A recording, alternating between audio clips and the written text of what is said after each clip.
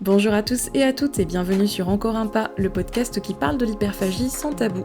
Je suis Alizé Perrin, coach en pleine conscience alimentaire et psychonutritionniste, et je vous aide à cultiver une alimentation consciente et sereine. Bonjour à tous et à toutes et bienvenue dans ce nouvel épisode du podcast. Aujourd'hui j'avais envie de vous parler d'un sujet qui me tient beaucoup à cœur.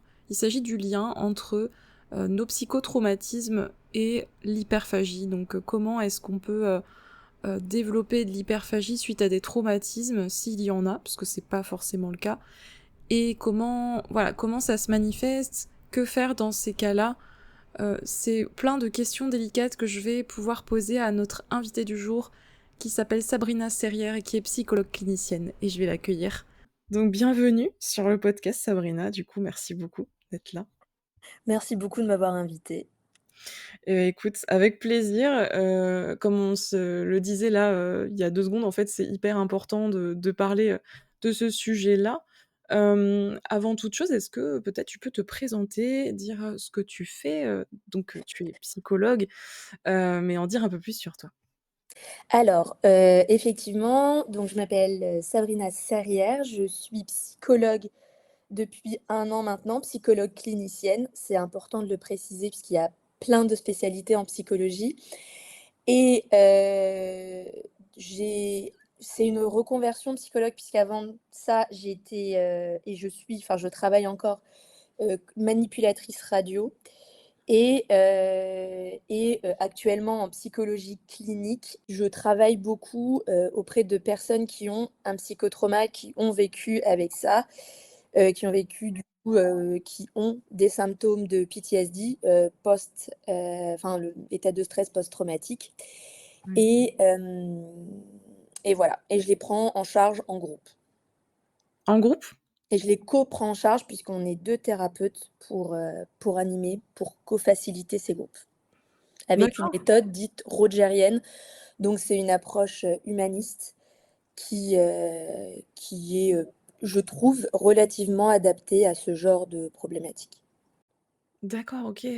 Donc je connais pas trop, cette approche, c'est intéressant. Quand tu dis groupe, c'est quoi? C'est un atelier, un groupe de parole ou? Voilà, en fait, ce sont des groupes de parole avec des personnes qui sont toutes, en psychothérapie individuelle, ce qui est super important.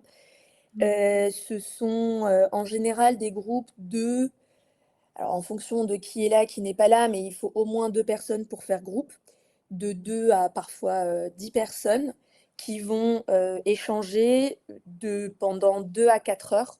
Ça dépend du nombre, d'heures accordées à ces groupes, mais en ce moment, c'est plutôt 4 heures puisque ce sont des personnes qui sont habituées et ce qui permet à chacun d'avoir un espace de parole, adapté, on va dire et que les retours de chacun puissent se mettre en place et en fait, voilà, ça permet à ceux qui ne sont pas encore capables de s'exprimer à ce sujet ou qui ne sont pas encore capables d'identifier leurs propres difficultés, de les identifier à travers d'autres, ce qui est parfois plus facile Mmh. et ça permet à ceux qui ont de base des difficultés à être entendus sur ces difficultés, notamment au sein de leur famille proche qui ne comprennent pas souvent parce qu'elles sont elles-mêmes autrices ces difficultés d'avoir une écoute, ce qui est extrêmement important et qui peut aussi faire office d'expérience réparatrice, d'une certaine Mmh. manière. OK, d'accord, c'est super intéressant. Alors on va peut-être redéfinir certains termes pour les personnes qui connaissent pas aussi. Déjà, parce que tu as parlé de plusieurs choses, donc qu'est-ce que c'est qu'un on va peut-être définir, ce que c'est qu'un psychotrauma, ce que c'est que le stress post-traumatique. Mais avant qu'on commence par ça, je tiens à préciser quand même qu'on fait, si on fait cet épisode-là, c'est pas, je veux dire, si vous souffrez de TCA, vous qui écoutez cet épisode, on peut souffrir de TCA sans avoir de psychotraumatisme, sans être en stress post-traumatique. Voilà, là, on parle de ce cas spécifique, de ce déclencheur-là, qui n'est pas le seul. Évidemment, j'en parle, hein, dans les autres épisodes, du podcast. Je tiens à préciser ça quand même. Donc si vous n'avez pas de trauma et que vous avez des TCA, vous êtes légitime aussi, hein, voilà. Hem, voilà. Maintenant, qu'est-ce que c'est un psychotrauma, en fait? Comment tu le définirais? Alors, c'est assez intéressant, ce que tu dis sur, le fait qu'effectivement on peut avoir un TCA sans psychotrauma, mais en fait, si je l'ai même plus loin, c'est que typiquement un TCA et par exemple une crise d'hyperphagie boulimique peut constituer en elle-même typiquement un psychotrauma. Dans le sens où, Psychotrauma, en fait, c'est bon, voilà, c'est pour psychotraumatisme, c'est en fait un événement qui en soi, c'est en fait l'idée de détacher l'événement en soi qui peut être dans l'idée et le traumatisme qu'il va générer. Typiquement, il y a beaucoup de personnes qui vont dire non mais ça, tu peux pas me dire que c'est un psychotrauma pour toi. Eh ben en fait, on n'en sait rien puisque c'est la personne et parfois même la personne elle-même n'est pas capable à un moment T d'identifier que c'est un psychotrauma alors que ça l'est. À titre d'exemple, il m'est arrivé, alors il y a à peu près un an, quand j'ai pris un nouveau poste, d'arriver dans un lieu où il y a une personne, non, deux personnes qui me connaissaient. On était tout autour d'une salle de réunion. Et il y en a une qui a parlé de moi de manière assez évidente, du style la personne qui est à côté de Jacqueline. Sachant que j'étais assise à côté de Jacqueline, c'est là que tu as D'accord. l'habitude. En parlant de moi de manière ouvertement négative, en me regardant et en se tournant directement en mode c'est évident qu'on parle de toi. Ouais. Et moi, j'étais dans une situation où je venais d'arriver dans un nouveau lieu de travail. J'étais là depuis même pas une semaine. Et en plus de ça, c'est dans une université de psycho, donc rien ne va. Et on parle de moi à la troisième personne, à Mmh. peu près 2 mètres de moi. En plus, peut-être que ces personnes pensaient que je ne les entendais pas. Spoiler alerte, j'ai tout entendu. J'ai une Ouais, ouïe extrêmement fine. Dans une BU, j'entends les personnes à l'autre bout. ouais. Donc oui, j'ai tout entendu. Et c'était extrêmement traumatisant pour moi, Mmh. puisqu'en fait, j'étais dans l'incapacité totale de réagir de manière adaptée. Je ne pouvais pas les alpaguer, donc je ne pouvais que vivre la chose. J'étais incapable de réagir et j'ai complètement frisé, j'étais sidérée et j'ai vécu en fait juste après une espèce de crise de panique. Ah mince, ouais. D'accord. Et en Mmh. fait, ce qui est intéressant de prendre en compte, c'est que cet épisode-là, il est aussi important que, par exemple, le fait que, de voir, une personne qu'on aime ou une personne qu'on ne connaît pas être écrasée par une voiture. C'est-à-dire que le Mmh. cerveau va pas faire de différence et effectivement, en termes d'importance dans la vie, de bouleversement dans la vie, ça n'a rien à voir potentiellement. Mais Ouais. en revanche, pour le cerveau, le mécanisme, c'est le même. Il y a pas de D'accord. différence qui va être faite. Quand bien même de prime abord, on pourrait se dire rationnellement: «Mais ça n'a rien à voir». Et ben, pour le cerveau, d'un point de vue neuronal, l'effet est le même. Mmh. Du coup, c'est un traumatisme au même titre. Et pourquoi est-ce que ça peut être un traumatisme au même titre? C'est parce que le phénomène que ça va générer, les PTSD, l'état de stress post-traumatique, c'est en fait, qui est enfin, en sachant qu'on parle de stress post-traumatique et d'état de stress post-traumatique, et ce qui les différencie, c'est surtout la durée pendant laquelle ça va se manifester, dans le sens où le stress post-traumatique, c'est, alors je ne vais pas dire de bêtises, mais c'est de quelques semaines à quelques jours, enfin de quelques jours à quelques semaines, pardon, pour être plus précise, si je ne m'abuse, alors que l'état de stress post-traumatique, ça peut se développer à distance et ça peut se perdurer pendant des années, des décennies. Et en fait, ça se caractérise par tout un ensemble de choses, tout un ensemble de symptômes que je ne vais pas pouvoir énumérer ici, sinon on Mmh. s'en sortira pas, mais qui se manifestent notamment par une volonté de ne pas se le répéter Mmh. continuellement, enfin par des difficultés à identifier qui sont les vrais responsables de ce qui s'est passé, avec une tendance à s'auto-culpabiliser et par Ouais. exemple, et ça je précise parce que ça va être important peut-être pour la suite de ce qu'on va se dire, qui peut être réactivé par des stimuli qui peuvent être sensoriels la plupart du temps et qui vont se replacer la personne dans l'état de détresse dans lequel elle était au moment du traumatisme. Mmh. D'accord, OK. Donc ça clarifie un peu, pour les personnes qui connaissaient pas effectivement, ces termes-là. Du coup, la question c'est, comment, en quoi un trauma peut impacter la relation qu'on a avec la nourriture, en fait? Alors, de manière un petit peu générale, le traumatisme va de de l'impression que j'en ai par rapport à ma clinique va bouleverser le rapport au monde de manière générale et l'interprétation que les gens vont s'en faire.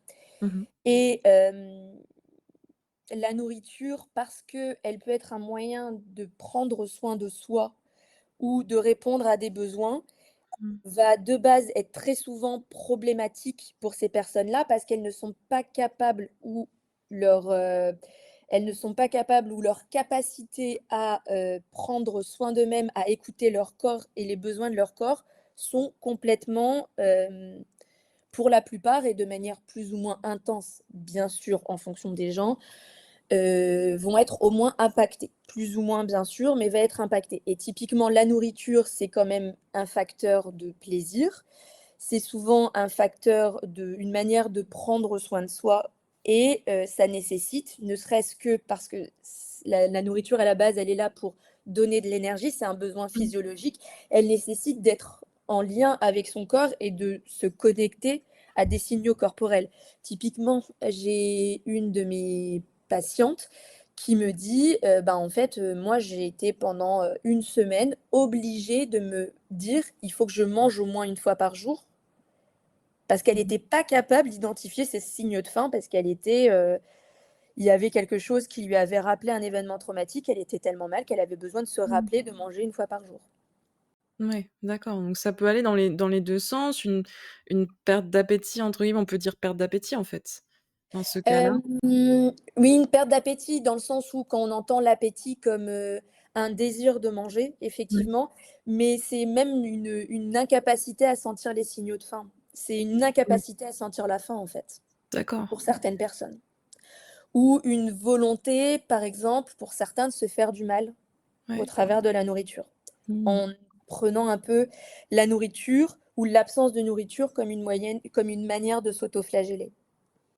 Comme dans le cas de l'hyperphagie, en fait, l'hyperphagie, les crises, ça peut être une forme de punition aussi envers soi, se faire du mal? Exactement, tout à fait. Il y a certaines personnes quand je discute, avec eux qui vont dire qu'ils s'obligent à manger des choses, voire parfois même ils Mmh. s'obligent à manger des choses qu'ils n'aiment pas, Ah, ouais. tout simplement parce que ça leur permet de se faire du mal. Mais c'est pas forcément dans l'idée de s'autodétruire parce que, par exemple, dans l'hyperphagie, enfin, c'est vraiment un sujet ultra complexe, mais Mmh. parfois on passe 4 heures là-dessus, donc autant te dire que, en fait, pour pouvoir le j'ai même envie de dire que là, si on en parlait, même si on en parlait nous, ce serait pas aussi profond que si et ça pourrait jamais se substituer à une thérapie où vraiment ça pourrait être, délayé Oui, parce que c'est un peu comme un spectre et chez chaque personne, ça va se développer différemment. Pour les oui. personnes concernées par ces problématiques, bien entendu. Mais, typiquement, il y a des personnes qui vont utiliser la nourriture pour, créer ce qu'on appelle une dissociation.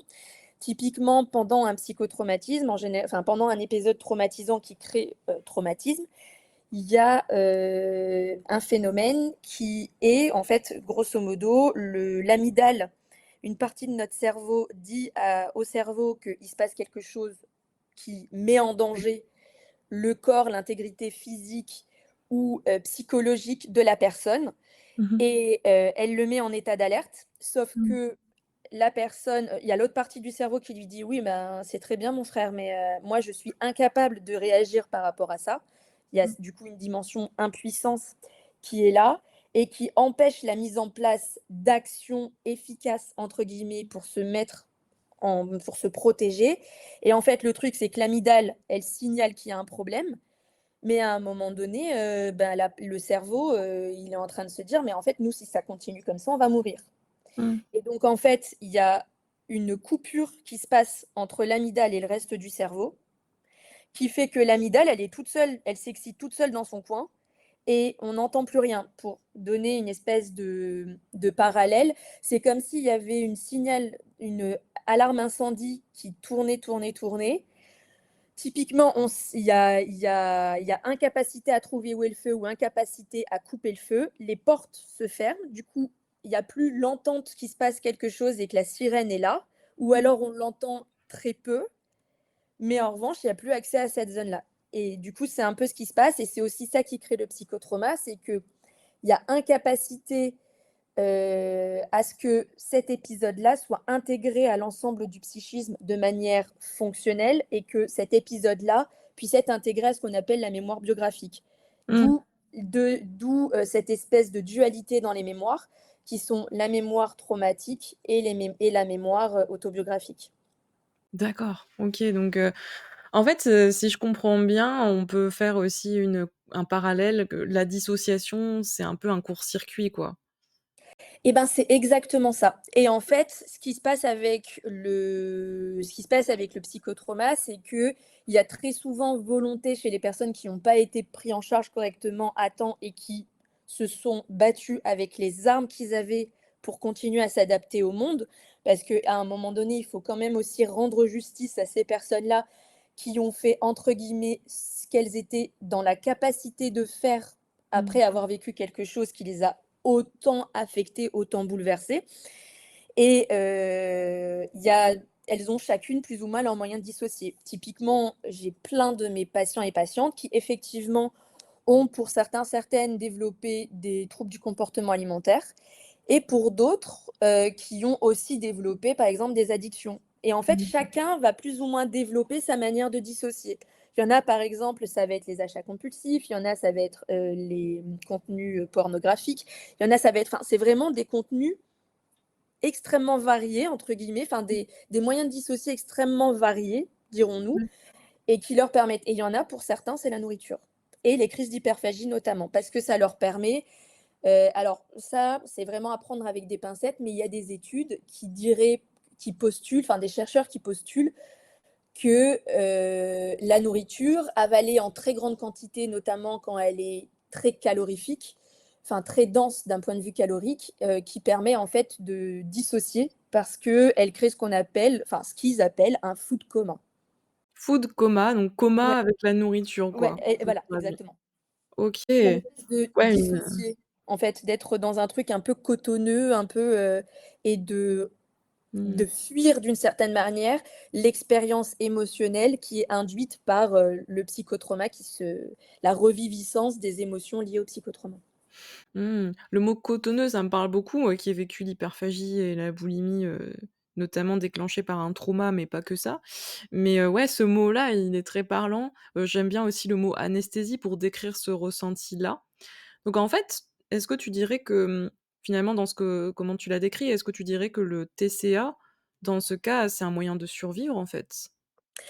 Ben, effectivement, il peut être appréhendé comme un moyen de survie, Mmh. surtout que dans ce genre de contexte-là, que ce soit, les crises d'hyperphagie ou, les obsessions autour du poids, les obsessions autour de la nourriture, enfin tout cet ensemble-là dans ce contexte-là, peut être compris, entre autres dans ce contexte-là, pour vraiment prendre toutes les précautions nécessaires et que ce discours s'adapte au maximum au vécu des personnes.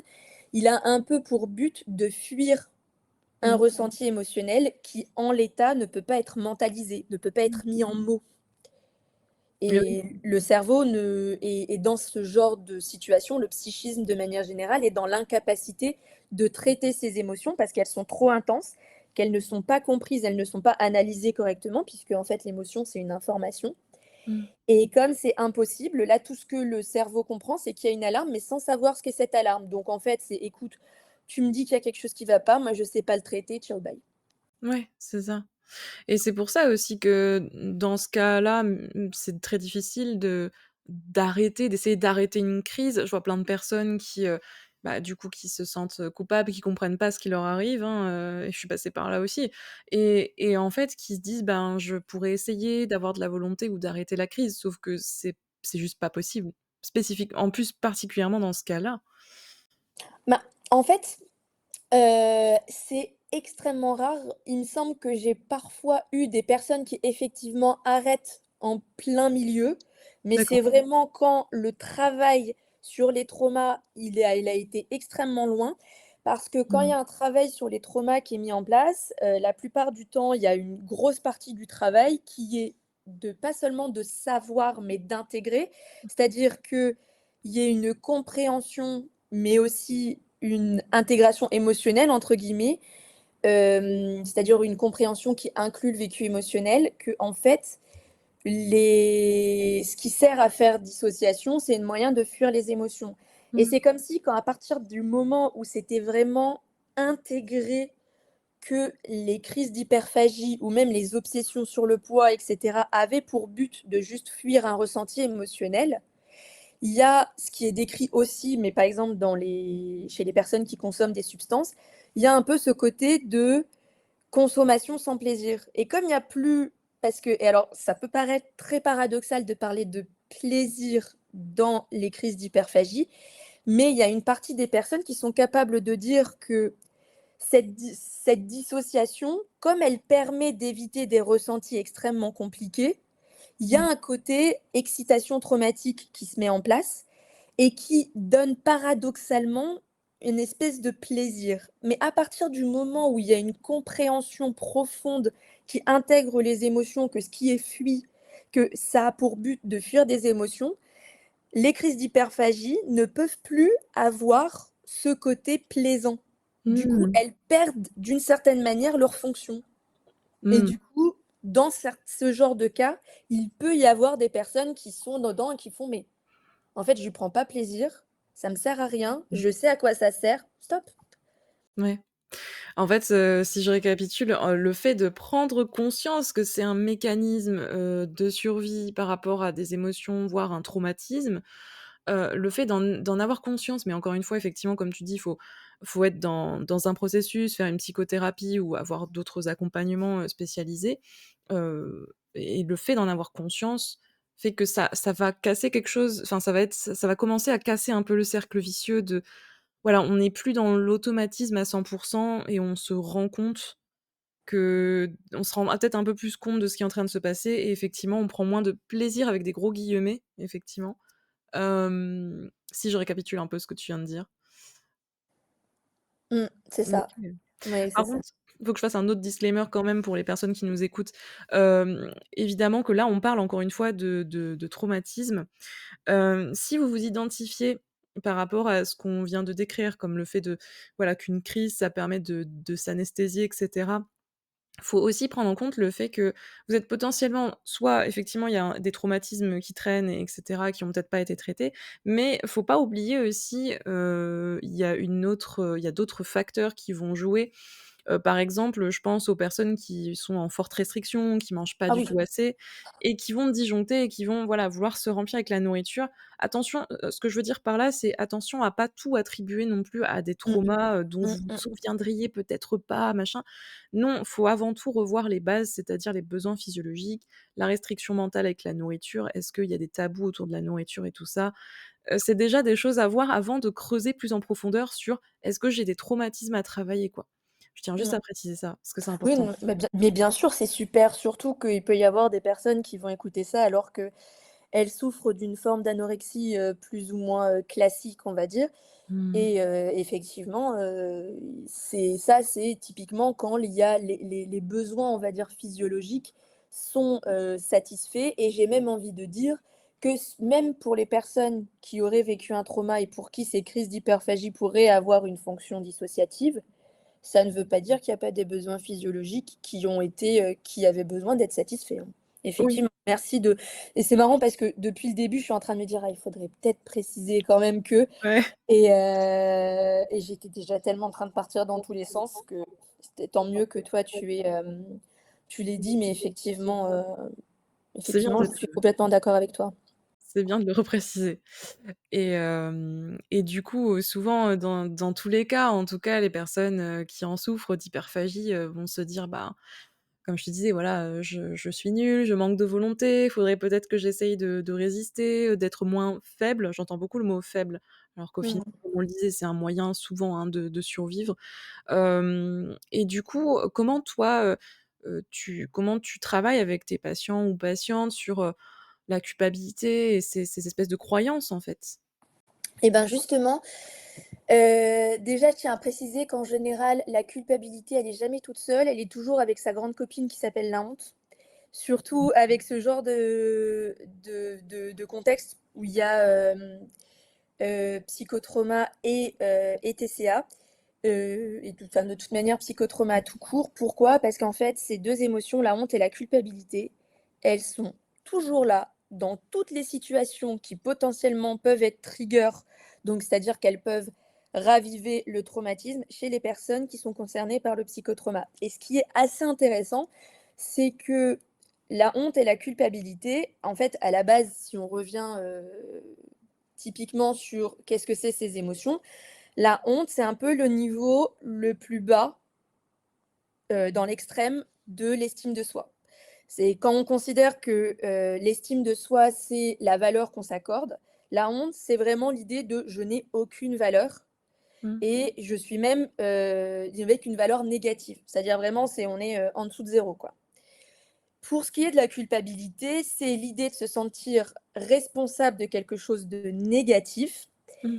et d'avoir besoin de mettre en place des actes de réparation. Mmh. Alors que la honte, c'est plutôt de se soustraire au regard du monde.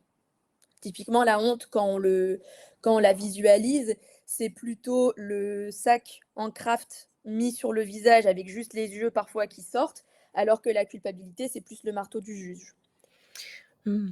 Et Et c'est c'est pour ça souvent pardon, vas-y. c'est souvent des émotions qui sont, qualifiées des mêmes, sauf que c'est pas du tout la même chose. Non.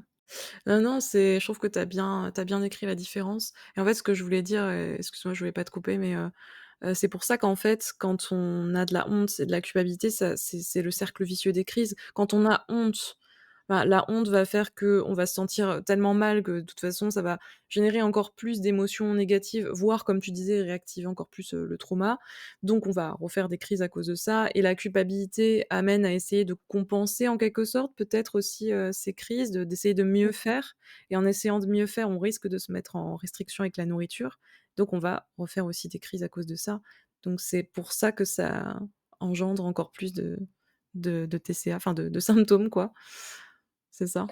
Et en fait, ce qui se passe avec la honte et la culpabilité, c'est que techniquement, c'est pas des émotions qui en fait, c'est des émotions qui sont d'autant plus difficiles à être acceptées Mmh. qu'elles ne sont pas initialement, quand il s'agit vraiment du cas de psychotrauma, qu'elles ne sont pas, correctement enfin, elles sont informatives, mais de manière extrêmement pernicieuse. En gros, pendant un psychotrauma, il y a un moment où je disais dans les cas des PTSD, enfin des états de stress post-traumatique, qu'il y avait une compréhension du monde et une compréhension de la responsabilité de l'événement traumatique qui est biaisée. Et en fait, c'est ça le truc et c'est là que ça devient extrêmement compliqué, c'est qu'une information, elle peut être acceptée, intégrée et être correctement informative Mmh. si l'origine est bien déterminée, si l'émotion est dans un état et on va dire modéré et elle peut de ce fait être à l'initiative d'actions correctes. On a souvent tendance à mettre en opposition la raison et les émotions alors que une émotion correctement modérée, enfin une émotion modérée est à la base de toute prise de décision correcte. Ce qui fait que quand une émotion n'a pas la bonne origine, ben, ça peut être compliqué puisqu'on ne peut pas la comprendre si on ne sait pas d'où elle vient. Et pourquoi je dis qu'elle n'a pas la bonne origine, c'est qu'à la base, les personnes qui devraient porter la honte et la culpabilité, c'est les agresseurs. Mmh. Mais dans le système des PTSD, c'est souvent la personne agressée qui s'estime responsable. Ouais. Typiquement, on va partir clairement dans les cas d'agression sexuelle.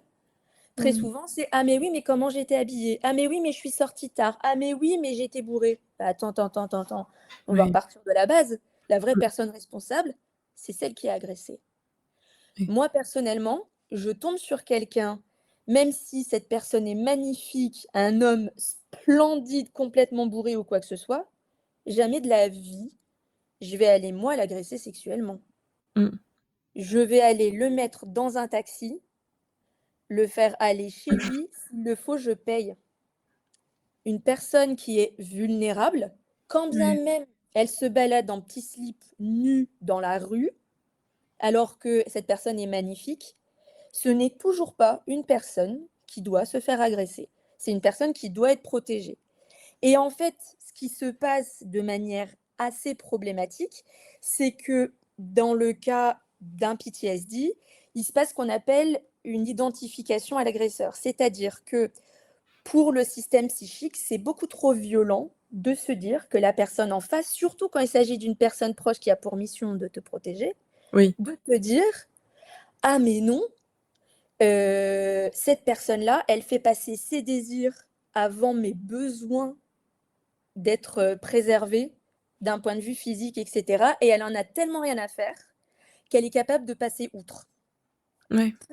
Voire même elle prend du plaisir Mmh. à me faire du mal.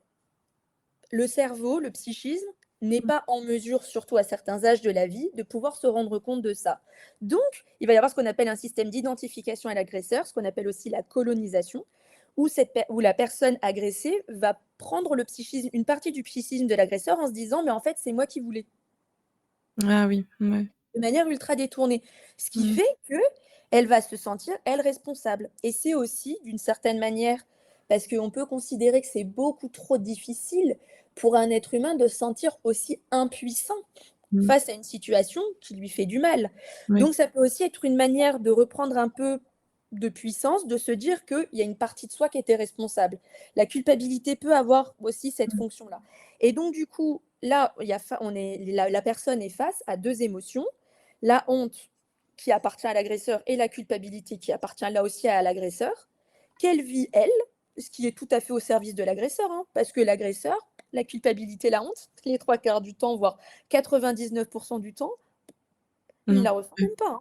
Ou l'agresseuse, hein, bien sûr, on va Mmh. pas non plus trop genrer et ce qui fait que la personne agressée se retrouve avec 2 émotions qu'elle ne peut pas gérer puisque Ouais. ce n'est pas elle qui devrait avoir de la honte ou de la responsabilité et donc la meilleure moyen de pouvoir donner une raison à cette honte ou cette culpabilité, c'est de s'estimer responsable de quelque chose qu'elle fait de pas bien.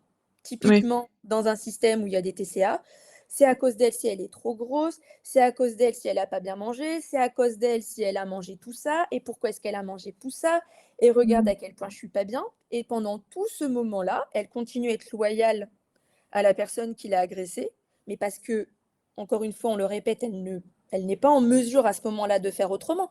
C'est quand même ultra, Mmh. il faut quand même se le mettre dans la tête, hein, ce système-là, c'est quand Mmh. même ultra, ultra complexe. Il y a quand même enfin là, moi, je sors ça comme si c'était une évidence, mais il y Ouais. a des personnes qui travaillent dessus depuis pratiquement 100 ans et qui ont Mmh. permis de mettre tout ça à plat.